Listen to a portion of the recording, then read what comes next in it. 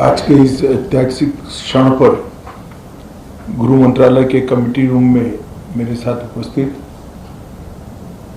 श्रीमान मानिक शाह जी, मुख्यमंत्री त्रिपुरा, श्री विप्लव देव जी, पूर्व मुख्यमंत्री त्रिपुरा, त्रिपुरा मोर्चा के स्थापक अध्यक्ष प्रद्युत जी, विपक्ष के नेता अनिमेश जी, त्रिपुरा से आए हुए मंत्रीगण और संगठन के सभी पदाधिकारीगण, विधायक, चेयरमैन TTADC और गृह मंत्रालय के सभी ऑफिसर्स, आज त्रिपुरा के इतिहास के लिए एक ऐतिहासिक दिन है। आज इस समझौते से हमने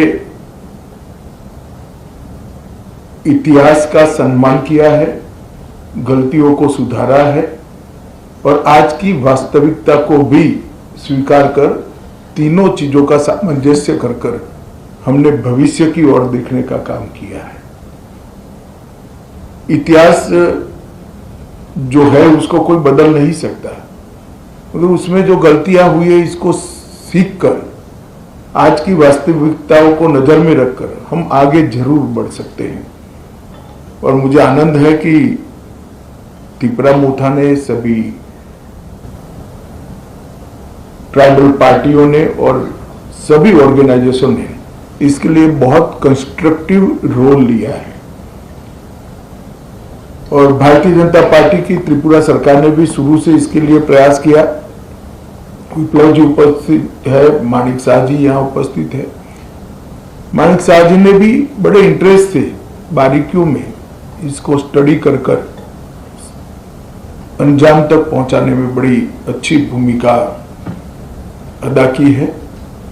मुझे विश्वास है कि मोदी जी जो विकसित भारत का स्वप्न लेकर चले हैं, वो स्वप्न में त्रिपुरा भी अपने योगदान के लिए भी कटिबद्ध होगा और अपने हिस्से के लिए भी कटिबद्ध होगा।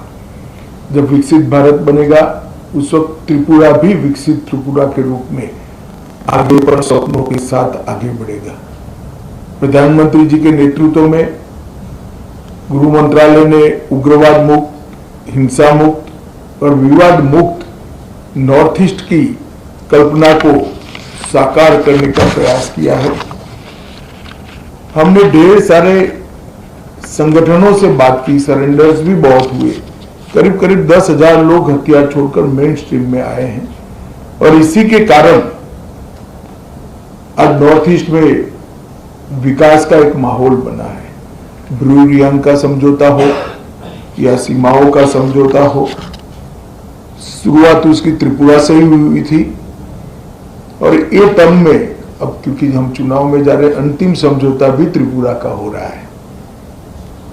2019 में NLFT SD के साथ समझौता हुआ था, 20 में ब्रू समझौता हुआ, 20 में बोडो समझौता हुआ, 21 में कार्बी समझौता हुआ, 22 में आदिवासी समझौता हुआ, 22 में असम मेघालय अंतर्राज्यीय सीमा का समझौता हुआ, 23 में असम अरुणाचल अंतर्राज्यीय सीमा का समझौता हुआ, 2023 में दिमासा शांति समझौता हुआ,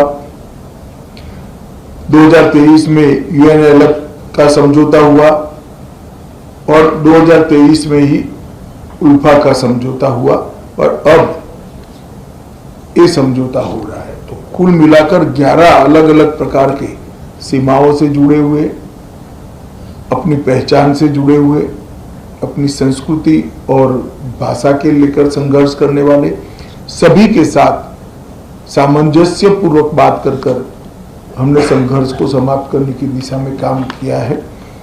मुझे बहुत आनंद है कि आज त्रिपुरा, हम विवाद मुक्त त्रिपुरा की ओर आज से आगे बढ़े हैं।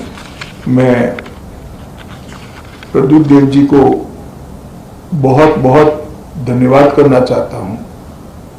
भारत का इतिहास है, जब विभाजन की विभीषिका पूरा देश झेल रहा था, तब बांग्लादेश के सभी हिंदू परिवारों को शरण देने का काम आपके दादा ने किया था।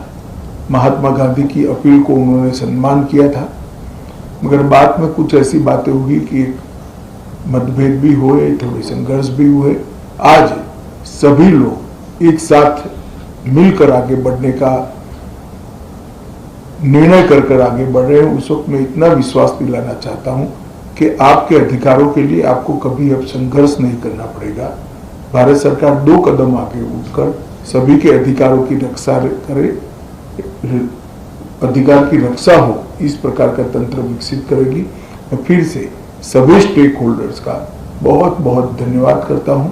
मैं एक बात जरूर कहना चाहूंगा, हमारे संदीप पात्रा जी ने भी बहुत बारीकी से, और पॉलिटिकल कारणों से मैं बड़ा व्यस्त चल रहा था, फिर भी मेरा समय खींचकर छीनकर इसको अंजाम तक पहुंचा है, तो पात्रा साहब का भी मैं धन्यवाद करता हूं। और आईबी की ओर से हमारे जो नेगोशिएटर हैं और जिन्होंने समझौते को मूर्त रूप दिया है, इस सभी को धन्यवाद कर मेरी बात की समाप्ति करता हूं। सभी को बहुत बहुत शुभकामनाएं और धन्यवाद।